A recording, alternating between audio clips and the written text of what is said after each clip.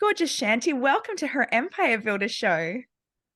Thank you so much for having me. I am so happy to be here. Well, I have never had anybody on to talk quiz funnels before, and I was going, it is a super niche area. How did you end up working in something that was so super niche? What did that end up morphing from, and how long have you been the quiz funnel expert? Yeah, it morphed from being sort of a Jane of all copywriting trades. Yeah. I thought I had a niche, which was health and wellness. And that's a very, very broad niche. Yeah, So super I was broad. doing everything under the sun to do with copy and content in that area. And I really struggled as a freelancer. This was like 10 years ago now. And I was offered a job in-house and I accepted. I became the full-time copywriter for a spiritual development company that for the most part was selling info products and courses and live retreats and things of that nature. And I did a quiz for them. And it by far was the most successful lead magnet they'd ever had. It was the cheapest ads they'd ever run. It was a huge success. And I left that company and went off on my own and looked back and asked myself, what did I do there that is noteworthy that I could actually niche down into? And the quiz sort of stood out. So I ran with it. I started offering that to other types of businesses and it continued to work. And Yeah. that was in 2016, 2017. Yeah, so it's been going a while. Have you seen trends Yeah. happening with the popularity of quizzes along the way, or is it like a steady growth? Because I felt like there was a stage in the online courses where I saw quizzes everywhere. Yeah. Yeah. I think that they did hit sort of a peak adoption with especially just online business owners using Yeah. them. And then what I think happened is a lot of people created like really bad quizzes that actually weren't that effective at what they thought they were going to be doing for their business and their email list. And I mean, we can talk about this more, but a lot of Yeah. times people create a quiz and they just do it with some really clever, fun idea that actually doesn't have that much to do with what they sell and Yeah. what they offer. So then they flop.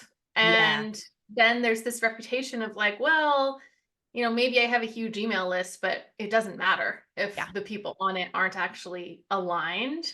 Yeah, And so I think completely. there was then like a slight retreat from that strategy, Yeah. which is great because now if you do it and you do it right, it's actually really easy Yeah. to stand out and create that incredible first impression. Yeah. And so that was going to be one of my questions was, how do you choose between like the balance of that fun kind of thing that is just something kind not so much gimmicky, but more that's very engaging and attractive to being very appropriate for your niche and what you're doing so that you end up with the right people on your list. Because I saw one of them that actually I think is the one that made me go down the rabbit hole and find you was Jenna Kutcher's What Type of Entrepreneur Are You?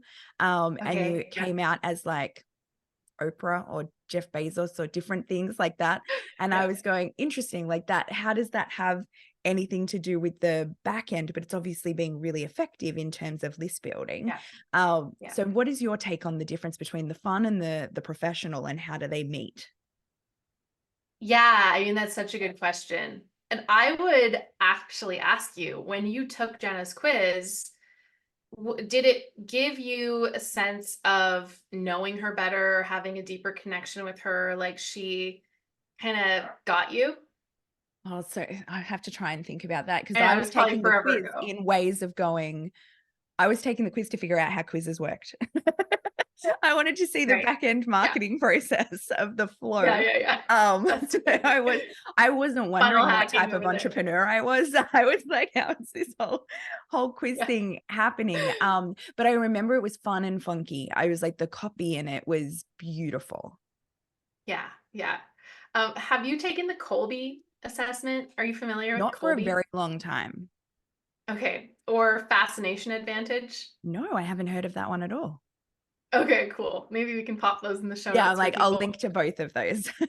At the end of the day, the goal is you want to create an experience for your people that, number one, allows you to deepen your connection with them, for them to have a positive emotional experience thanks to something you created. And that's where the personality aspect and speaking to like what type of fill in the blank are you is actually really effective, because as soon as you speak to someone's positive personality attributes and characteristics that they can feel good about, they then associate you with that feel good experience. And that builds trust and connection, which from there you can go deeper and say, like, okay, now that I've got your attention and hopefully we've created that likability a little bit, now I can tell you what you might be missing and where you might have room for growth and where your challenges might be. And you can trust me a little bit more as a mentor because I see you and I Mm. get you. And really, that's the whole point. So if you're coming up with an idea and it really is not going to result in that resonance Mm. being cultivated, it's Is it not worth always it. an option to have an option in a quiz that's like say I created a quiz that is being a course creator the right thing for you? Yeah. For some people, it's going to be no. Is that all Yeah. right to be able to go, no? Yes. That Yeah, you probably do not. absolutely. I had someone yesterday send me an email, and they were saying, like, I'm fully tech illiterate. I don't want to learn anything about tech. I would like to only work 10 hours a week. Like, there was all these things. Can course creation work for me? And I was like, no, no, you should not Yeah. do that. You're going to be very Yeah. disappointed. Is that all right? Yeah, and I highly recommend, if you have that sort of quiz, you have an option that is Yeah. honestly no. Like Yeah. I did a quiz for a client who they have a life coaching certification program, and the angle was very similar to what you just said. It was, should you become a life coach? Mm. Is life coaching right for you? And why, right? So 3 of the results were yes, yes, and yes. Yeah. For this reason, result number 1, for this reason, result 2, for this reason, result 3. And the 4th result was no, Yeah. actually, this is probably not a good fit for you Yeah. for Good. a variety of reasons based on how they responded. Yeah. And then, great, we can then tag those people in our email marketing system who are actually not a good fit for what we offer. And we can just put them over here or do something else with them or send them something that might actually serve them and keep the list clean and Yeah, it's great. aligned, Yeah, right? I love that. Yes. So what's the most successful quiz that you've ever built? Oh my gosh. Well, I think Jenna's is probably pretty high up there. And it Yeah, wasn't the what type of entrepreneur are you? It yeah. was her what's your secret sauce quiz. So it was really about, like, as an entrepreneur, what sets you apart? Mm. What is it about who you are and how you show up that makes you different, makes you stand out? And that And yeah, I has think that within the resonance, first. like, that just makes people feel good. Yeah, Totally, totally. And it leads really naturally to what she was offering at the time. yeah, So, yeah, within the first year, that quiz had, I think, over 100,000 amazing. subscribers That's just from amazing. that quiz alone. That's a Mhm. whole lot of humans, yeah. Yeah. What is the most surprising quiz that you've ever built that's gone well, that you were like, "I'm not sure about this one. This is an idea that is a bit left of field." Is there one of those that you've Yeah. kind of gone, "This is different. I'm not sure how this is gonna work," and it surprised you and had really good results? Yeah. Well, actually, that life coaching one, Yeah, it's not super personality forward, yeah. right? So what I typically see is when you can lean into personality, usually you'll get a lot better performance, a lot Mm, better results. And that one was really answering a very simple question. like, should you become a life coach? And it Yeah. doesn't sound that exciting. It's not that sexy. It's not clever. Mm, It's genuinely the question that they get asked over and over again, that for yeah. them, they were like, no, we don't care. We just want a scalable way of answering this question. Yeah. And it's something I And think a lot so, of people are wondering for themselves as well in that area. yeah, So it works. yeah, that one really, like, it cemented the importance of clear over clever in my Yeah. mind. And that one, in the first, I think it was less than a year, had like 80,000 people took that quiz. Yeah. And they were getting people who were signing up for the certification, Yeah.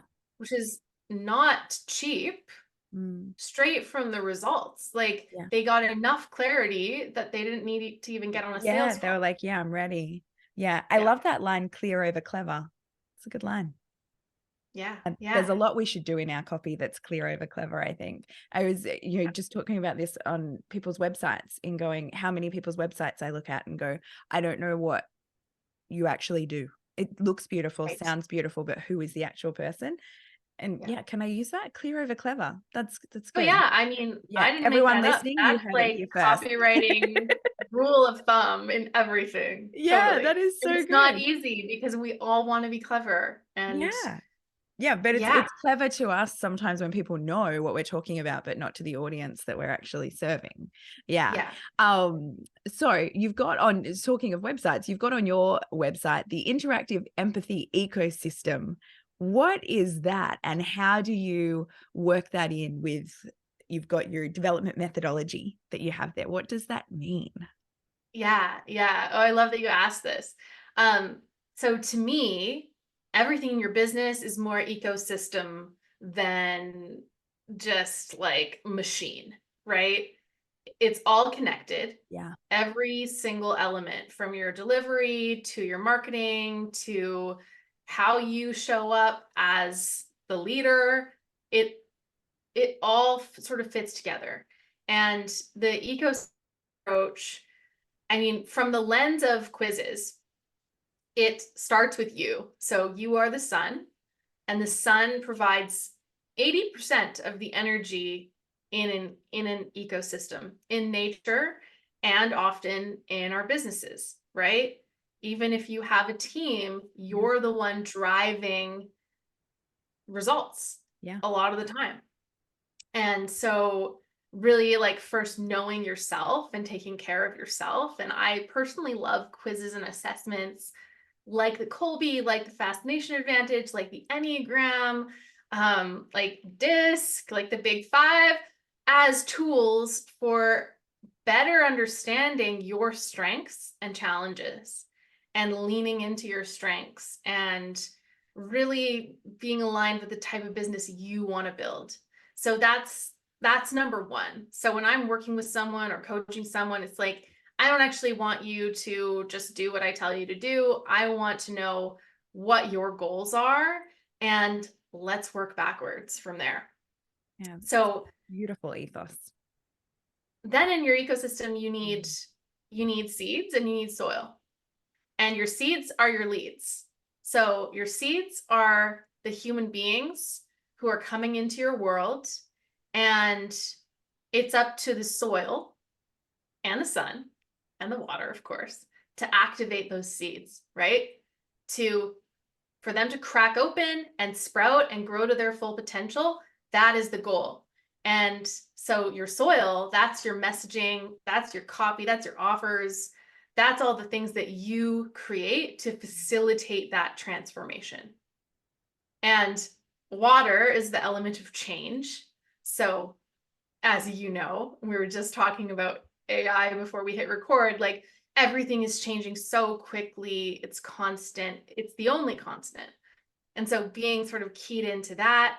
And then the seasons is the final piece of the ecosystem. And that's very simply that our businesses go through different seasons, and we as people go through different seasons. So to understand kind of where we're at seasonally and act accordingly. I am so And glad I asked that question. That's a yeah, beautiful metaphor. thank you. Yeah. Thank you. Yeah, that's fantastic. I do so much gardening that I'm like so often there's so many links from gardening and growing food to business, like Yes. so Yes. often. Yeah. So I love that. That is fantastic. Um, so with that, and you've thrown out, a couple that the 100,000 list growth, the 80,000 list growth for a lot of people that, well, a lot of my audience, we're trying to get, even my list is at 5,000, which for a lot of people, they go, wow, that is a very small list. I baffle, a lot of my friends in my mastermind have lists of tens of thousands, hundreds of thousands. And we had 2,500 people on our list when we hit our first million. And Amazing. so it's just I'm always going for a very engaged audience rather than a big audience. Um, and I think that that is something that people need to be aware of when we're talking about numbers, is you don't need massive numbers to run a really effective business. But is there a certain list size that you think people should have before it's worthwhile going into the land of quizzes? Or is it something that people should do in the beginning of their journey to build the list? Like, where do you see it sit? Yeah, yeah. That's such a good call out. It's really quality over quantity, Yeah. right? Like me too. I don't have a huge list either. It's very niche and I keep it really clean. Yeah, Like same. We if delete you're every not month. Anyone engaged, unsubscribed, bounced, yeah, yeah, unengaged, yeah, gone. totally. Yeah. And that's not talked about enough because this Mm. doesn't sound that sexy and exciting, but Yeah. really it is way more important to have people who want you in their inbox Yeah. than some vanity metric Yeah. number where your click-through rate is 0.2% because Yes. they're not even paying attention. Yeah. So key. Um, and what I recommend, it's not so much based on list size before creating a quiz. It's more about level of understanding when it comes to who you serve Yeah. and having a validated offer. So having something that people have paid you money for, they've said yes to, even if it's just a handful of people, right? But you know that there's something there and you want to build on that. Mm. So you understand who your people are, their main challenges, their main goals and desires, and you have something to sell them. That's sort of like the sweet spot for knowing if you're ready to create a quiz or not. Yeah. And do you think they should be running all the time with different quizzes, or is it like a pre-launch thing, or it just takes the place of one of your lead magnets? Yeah, I mean, there's lots of different approaches, Yeah. right? So I know a lot of your audience is course creators. Yeah. Sometimes the easiest way to get started is you have a course, right? So create a quiz that is aligned with what you teach in your course. And that is your top of funnel lead magnet for your pre-launch phase. Before you get into like the live challenge or the live webinar, you're building your list with the quiz. Yeah. And And you've got like 3 types of funnels that every course creator business should have. So that's one of them. What else have we got? oh yeah. Okay, so that's one of them, right? That top of funnel, Yeah. pre-launch, the quiz that's going to get the right people in the door. And Mm. then a lot of people don't think of doing this, but you can have a really simple quiz in the middle of your so once the doors are open to your course, you've got that window. And when you get to that mid cart, right? Every course creator's favorite time. The lull. The lull. I think often that lull happens because there's a lot of people just sitting on the fence. They're just Yeah. not sure. Yeah. And you can introduce a quiz at that point as a decision-making tool to Mm. help them decide, is this right for me or not? And again, you do genuinely need to have a result that's like, no, it Yeah. probably isn't the right time. So if someone's answering, if you have questions in there that are like, are you ready to take action on XYZ? And they say, no, not really. I don't even care about it that much. Like, Yeah. okay, maybe now's not the right time. Yeah. Great. I would rather support someone in making a confident decision on either side of the yes or no, Yeah. right? Than to have them just hovering in this in between decision paralysis For sure. place. Yeah. So the quiz helps them do that, middle of the funnel. And then if it's a yes, it is right for you. Mm. Here are the specific reasons why. And the more specific we get, the easier it is to sell. And it can be hard to be really that specific in your emails and on your sales page, because if you don't have that segmentation in place already, how do you get it? Mm. So that's where that like messaging comes into play, where you can give them an answer that aligns with what they actually care about. So that's your middle of the funnel quiz. And then the last one is to have a quiz inside of your course or membership. And the purpose of that is, as an onboarding tool, it helps your new student navigate all of the incredible resources that you've created, know sort of where to start, and it can really make a big difference in retention, in reducing churn. You can, if you have a membership and you see people dropping off, let's say 2 months in, you could have another automated sequence that gives them that quiz again and sort of re-engages them. Yeah. Because often we lose people when they become overwhelmed and they don't know where to start. Yeah. So yeah, That's so those good. are the three types. That is so good. I'm like, I love the one for inside the membership. It's something that my membership, we have so much content and everything there, which is great because you've got everything that you need, but it can be so overwhelming for people when they come in, and people come in at all different levels. We get people at the beginning, we get people that are already kicking ass that just want to get up here. Like you've got all of the levels. So I can see massive value in that. And it does seem overwhelming to go, all right, I want to create these quizzes. How can we do that? And you're obviously the service to be able to do that. And a lot of people would try to DIY. How do you explain the complexity to people, and what is involved in getting started in creating quizzes? Yeah, I mean, I think it's like anything, right? Where you can create your own website, right? Yeah. And you might be able to do a decent job, Yeah. or you might have website shame for until you get help with that aspect. So quizzes are sort of the same. So, and you very well could create your own.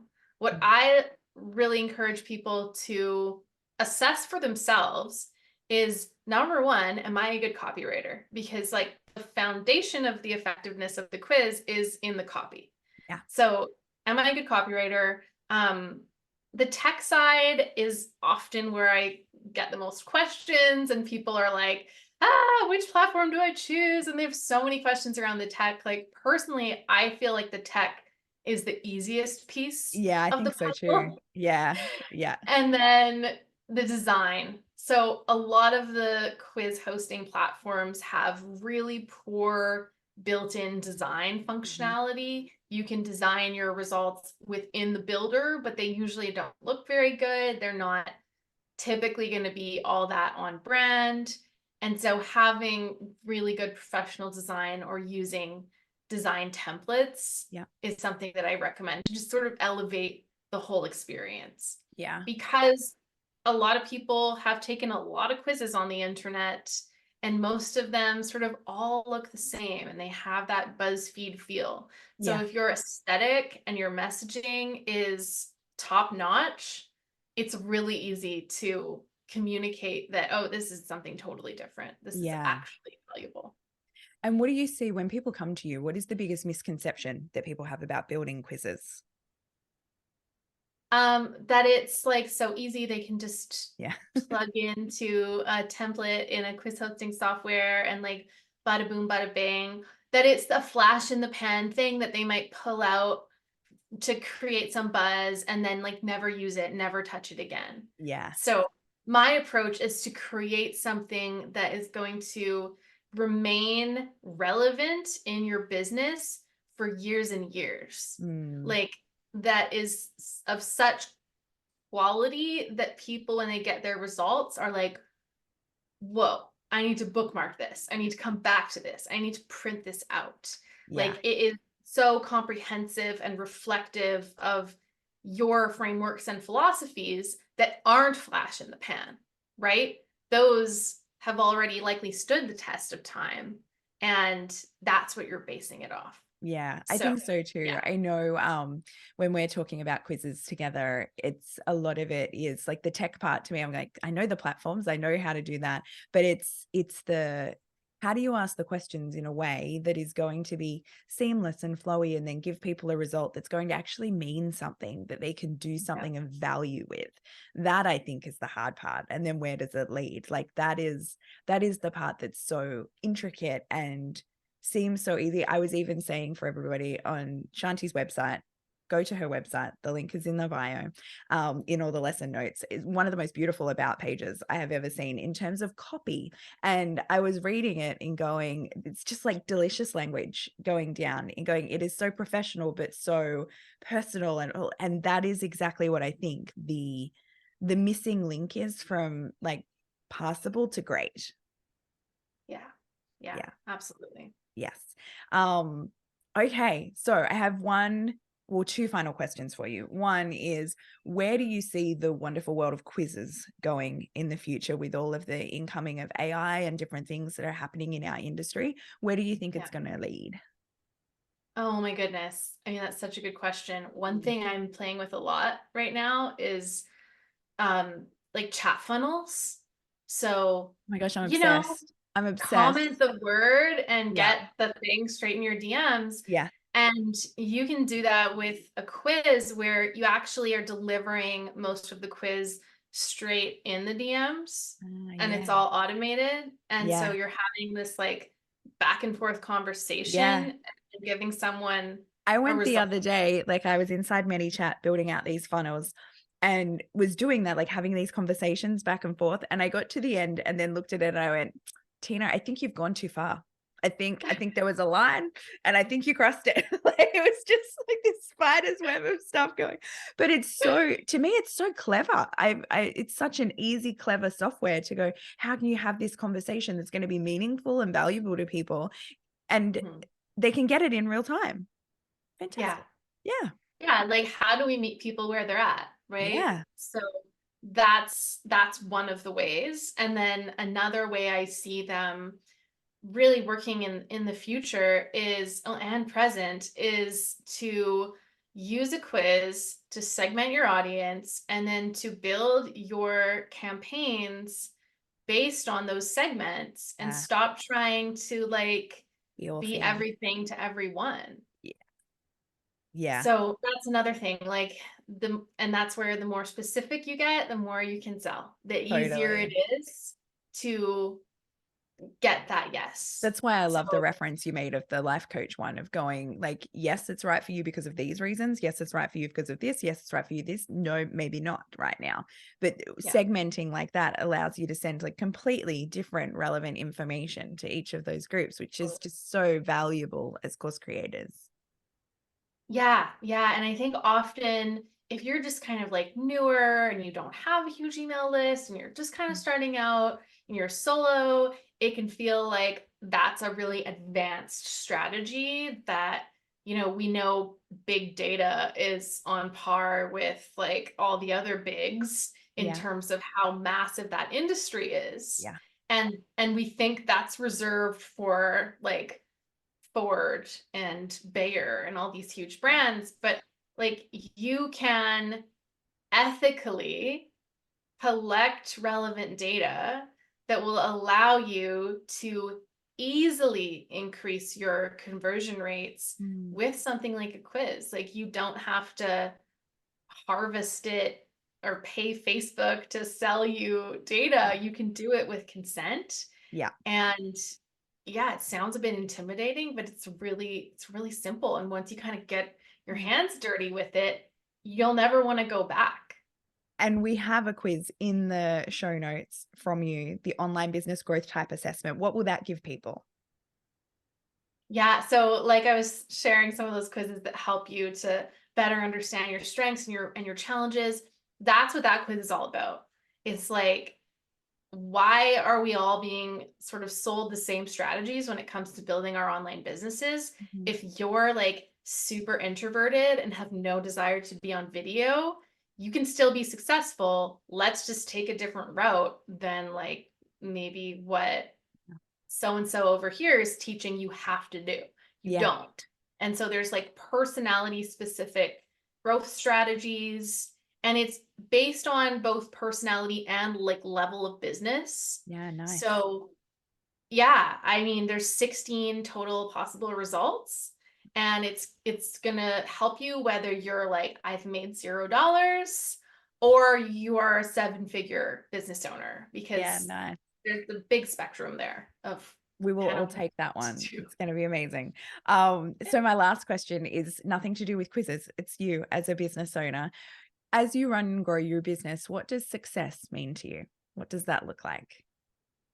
Oh my gosh, it means like on a sunny day like today, I can just go and hang out with my kids in the swing and do yoga on my deck and make my own rules. Like, really, that's it. And I also love getting results for people and sales without having to be at my desk. Like, Yeah. I think Right. that's kind of a cliche thing, but I've only just recently sort of that's happening more and more. And I'm like, this is great. This Yeah. is It's it. fun. Yeah, completely. I mean, that's why we all get into it, right? Is to have that freedom. It's always like it's a question I ask everyone, what does success mean to you? Because I'm always fascinated by it. Um, but it's amazing how many people go, like, it's all about the freedom. Yeah. Yeah, that's Yeah. what we all want. And quizzes can help us get there. So, Shanti, thank you so, so much for sharing all of that with us. I'll link to everything in the show notes so everyone can find you. Um, and we'll tag you on it so that everyone can see. But thank you. This has been so helpful. Yay. Thank you for having me.